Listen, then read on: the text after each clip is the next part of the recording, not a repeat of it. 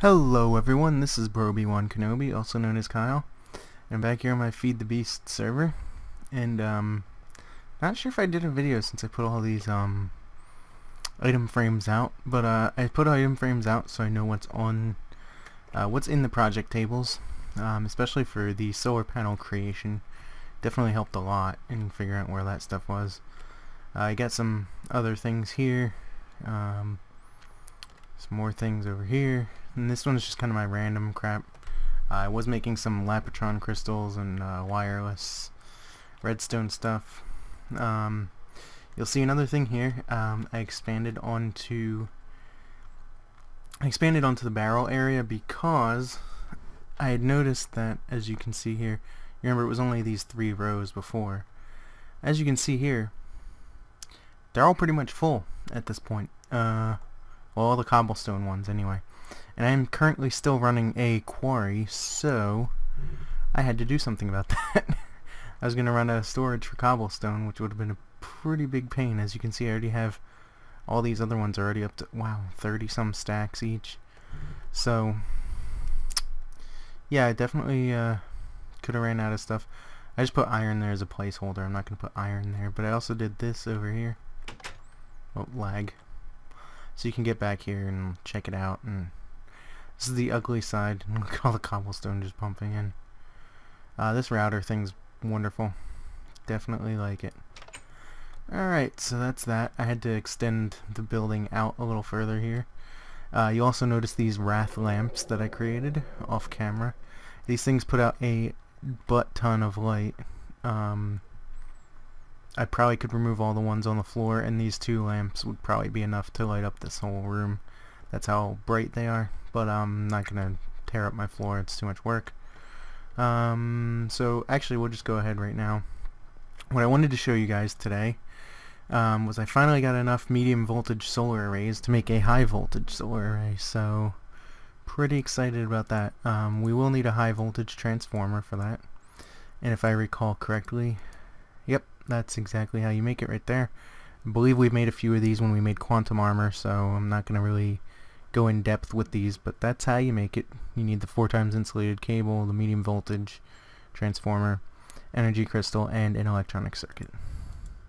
Pretty straightforward. Now you surround the high voltage transformer with medium voltage solar arrays, and bammo, you get the high voltage solar array. Sweet deal. Much more compact storage for my solar energy, and it will also output a lot more than the medium voltage ones did. And as you can see, I am easily netting positive power. Not a problem at all. This thing pulls in, I think it pulls in, hold on, 64 times 8 is what? On 128 plus 256.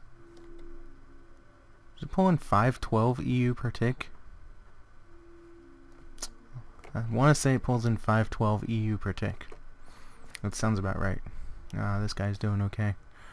Oh, this guy finally finished up. Good.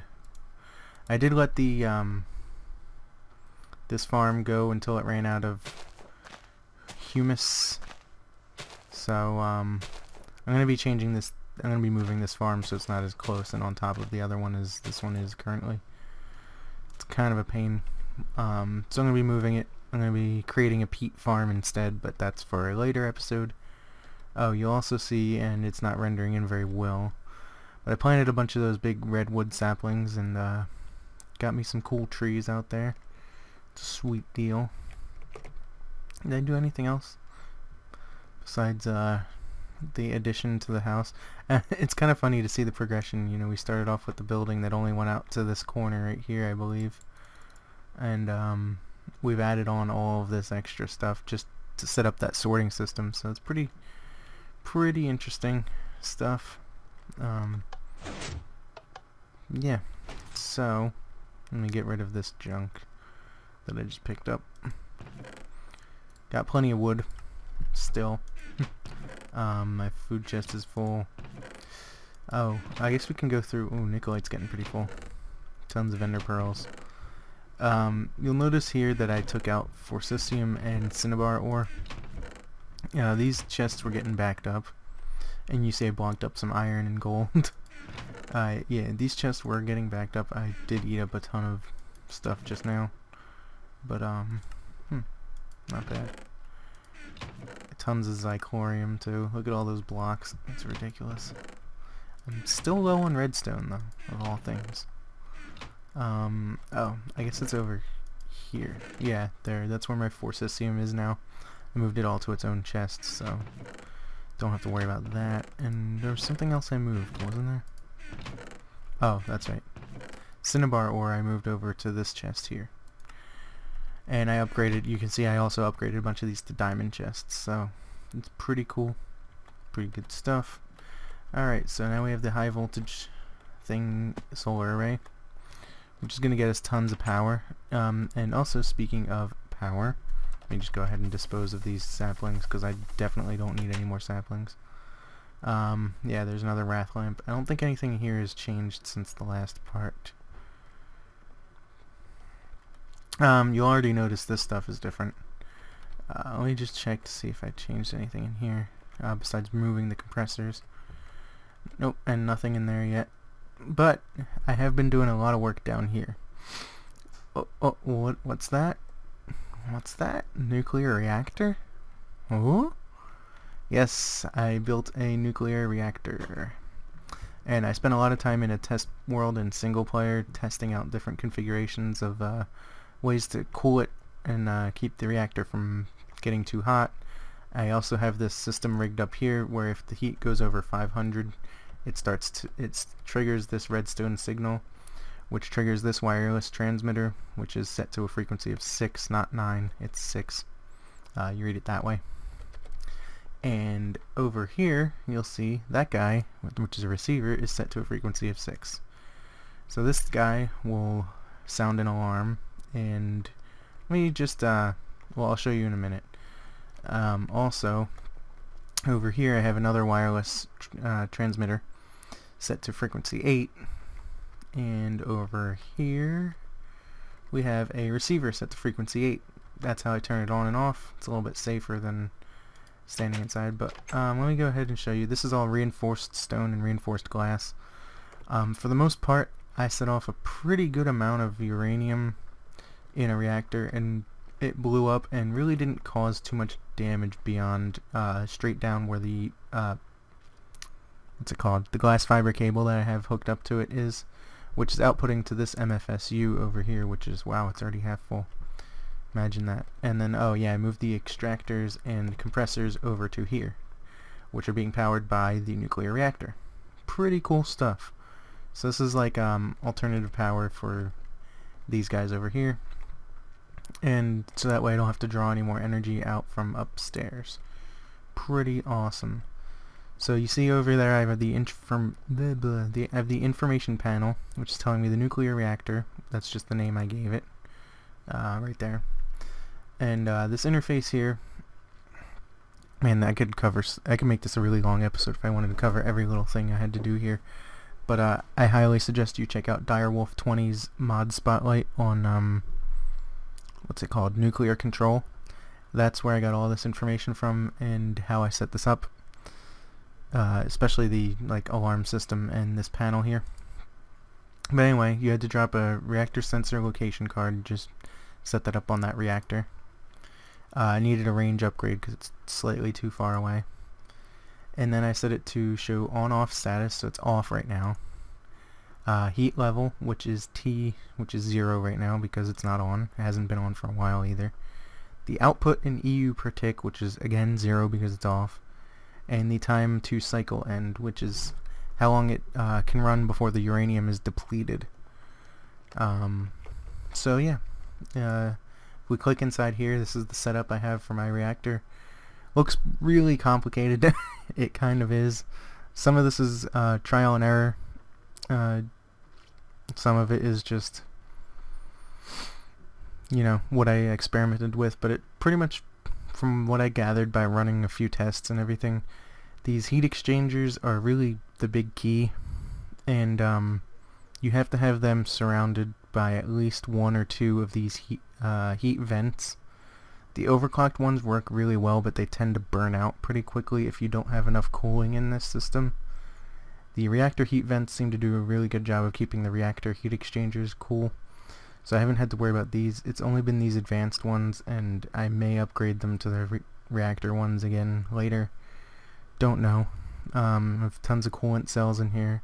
I have a couple quad uranium cells, a couple of dual uranium cells, and some single ones. And this outputs, well, I'll show you guys in a second. So we'll close that, not that it matters, because I know that this system will not run hot. So we'll turn it on, and you see this thing is on. And you see the heat just increased up to 62, but it stopped. Right now my system's pretty good. It won't let the heat go over 62, so that's pretty awesome. You don't get meltdown until I think like 12,000, so there's no worry of my reactor melting down or anything. And oh, you see the temperature just shot up to 77. And I will tell you why in just a second. Because that cooling cell burnt out. So I got another one to throw in there. Some of these are going to burn out. These two bottom ones especially are going to burn out really quickly. I'm going to have to make some more of those off camera. They're a pain in the butt to make. They really are. So you see that it cooled it down again, back to 62.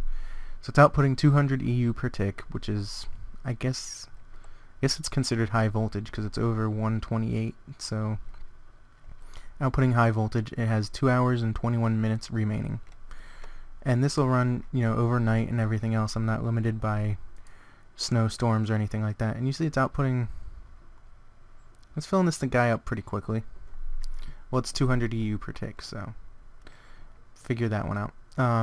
Now, if I do this, and let's see, I have to drop it down to 60. Yep, there it goes. You hear that? That's the alarm that'll sound when and this guy flashes too. That's what happens if it gets too hot, but right now, I'm not going to keep this thing set to 60, but that was just to demonstrate what happens if it goes over 500. And you see this guy runs off of power as well, and I'm just powering it straight from the reactor. But I had to put some transformer upgrades in him because well, I had a low voltage transformer placed down there, but that just blew up. Thankfully the transformer blew up and not this thing. This thing was kind of a pain to make, so I'm glad it didn't blow up. So I just threw the transformer upgrades in there. It was a little bit easier than having to make a whole bunch of transformers. But if you'll notice over here, we have a medium voltage transformer there and a low voltage over there to bring it to these machines. Which, speaking of, now that I think about it, I was cooking up a bunch of rubber. So, because I have tons of sticky resin, so cool. Tons of rubber. Sweet. So, yeah, spent a bunch of time making that reactor and playing around with that. Did a lot of work in the test world. I probably spent about 2 hours in a test world just testing different configurations, trying to make sure this thing wouldn't melt down. And, like I said, watching that mod spotlight by Direwolf20 definitely helped me set up a remote system to allow me to monitor this thing.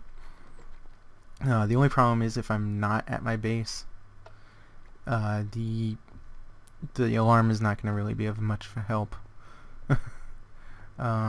So, it is what it is. But I guess that about covers everything I wanted to go over. I had set up another quarry, which is actually pretty close to being done. I think it's down around layer 18 or 20. It's near diamond layer. So it'll be done probably by tomorrow. I don't know, just tomorrow at some point. And otherwise, I plan to get started with Steve's carts pretty soon in the mod, as well as, what was that other mod I wanted to start working on? Can't remember. Oh, Thaumcraft. I should probably get started on Thaumcraft at some point. But, I don't know. We'll see. Steve's carts is definitely the next one I was going to start on, so, look forward to that in a future episode, as well as, I set up a peat farm instead of a tree farm because I got plenty of wood at this point and that's not a problem. So anyway, I'm going to go ahead and end the episode right here. So if you liked the video, please go ahead and click like, subscribe if you're not already, and I will see you guys in the next episode. Thanks for watching. Peace.